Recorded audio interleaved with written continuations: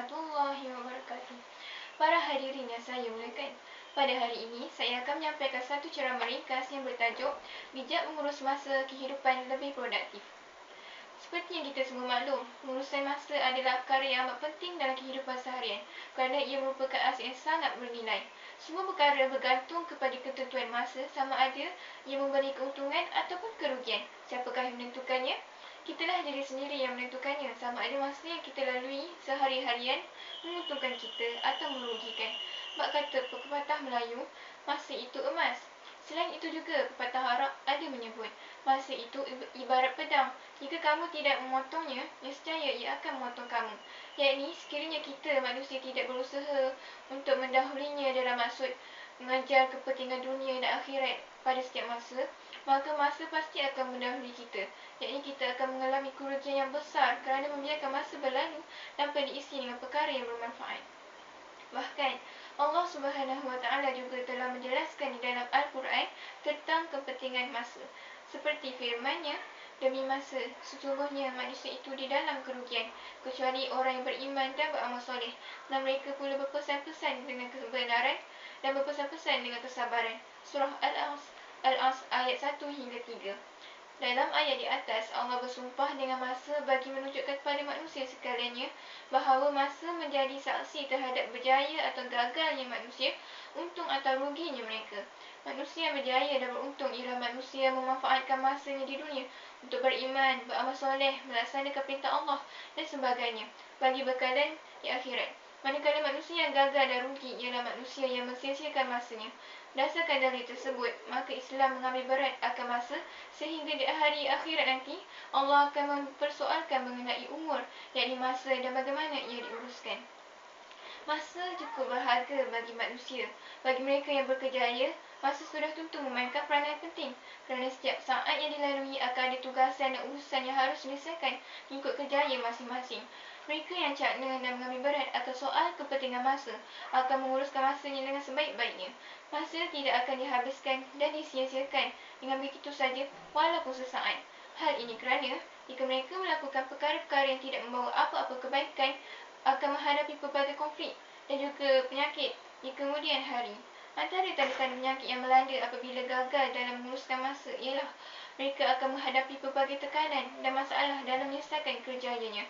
Akhirnya, mereka akan menghadapi kecelaruan dalam personaliti sehingga akan memberi kesan negatif terhadap budaya, produktiviti dan budaya kerja seseorang.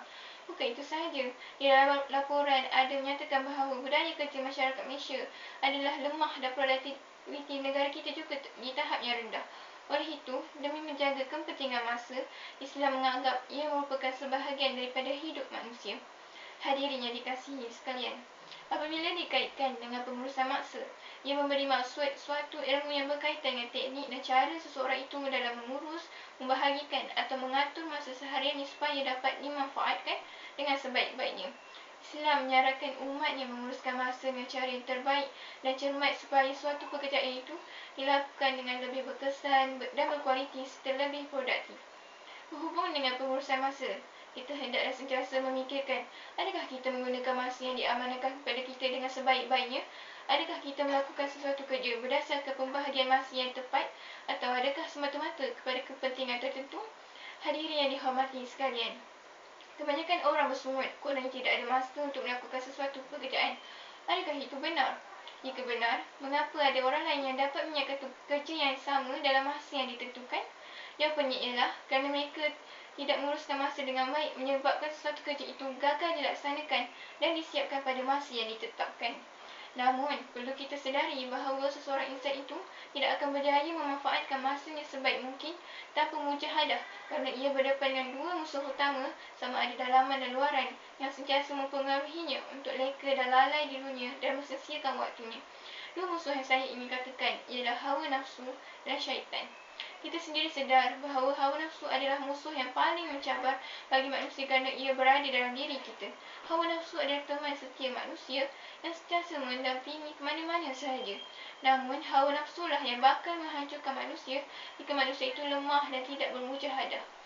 Untuk menguruskan masa dengan baik supaya tidak menimbulkan kerugian dalam hidup ini serta mendapat keberkatan Allah Subhanahu Wa Taala, maka setiap individu itu hendaklah memperuntukkan masa masanya untuk beribadah, bekerja, masa untuk menambahkan ilmu pengetahuan, masa untuk berkeluarga, masa untuk bermasyarakat, dan masa untuk berehat. Bagi memastikan setiap ruang waktu itu digunakan untuk perkara yang berfaedah, maka setiap individu Muslim perlu menyusun jadualnya hariannya mengikut keutamaan, tugas dan tanggungjawab yang diamanahkan. Di samping itu, kemampuan melaksanakan tugas yang dipertanggungjawabkan juga perlu diambil kira. Bermula daripada pagi hingga ke malam, segala aktiviti harian mestilah disusun mengikut jadual. Ketika sedang menuntut ilmu bagi pelajar maupun ketika di tempat kerja bagi yang berkejaya, tumpuan hendaklah diberikan sepenuhnya kepada tugas yang diamanahkan kepadanya. Selepas selesai segalanya, barulah boleh tumpukan pada aktiviti kemasyarakatan, termasuk beriadah, berekasi dan bimbingan. Pada waktu malam, tumpuan hendaklah diberikan dalam meningkatkan amal ibadah secara berjemaah dan menghadiri majlis-majlis ilmu. Setelah selesai menjelaskan tanggungjawab ataupun tugas tersebut, sampailah masanya untuk berehat. Jika kita sentiasa mengamalkan yang mengikut jadual, insya-Allah segalanya akan menjadi rutin dan semestinya hidup kita akan menjadi lebih produktif. Para hadirin sekalian, Rasulullah SAW juga ada menyebut tentang pembahagian masa seperti yang terdapat dalam kitab Nabi Ibrahim AS. Sewajarnya, setiap yang berakal selagi akal fikiran tidak hilang, membagikan masa-masanya kepada 4 masa, iaitu waktu bermunajat kepada Allah SWT. Yang kedua, waktu untuk bermuhasabah, yakni menilai diri. Yang ketiga, waktu untuk berfikir mengenai kekuasaan dan ciptaan Allah SWT. Yang keempat, waktu untuk memenuhi keperluan hidup seperti mencari rezeki yang halal atau belajar. Segala bentuk pembaziran adalah dilarang dan ditegah oleh Islam kerana ia amat merugikan. Islam memandang masa itu amat berharga. Pembaziran masa boleh berlaku apabila kita gagal menguruskan masa dengan sebaik-baiknya. Firman Allah SWT, sesungguhnya orang yang membazir itu saudara syaitan, sedangkan syaitan itu makhluk yang sangat kufur kepada Tuhannya. Surah Al-Isra ayat 27. Oleh itu, marilah kita bersama-sama memperbaiki diri kita dan mula menguruskan masa dengan sebaik-baiknya. Mudah-mudahan sekali usaha kita ini akan mendapat keridaan dan ganjaran di sisi Allah SWT. Wabillahi taufiq wal hidayah. Wassalamualaikum warahmatullahi wabarakatuh.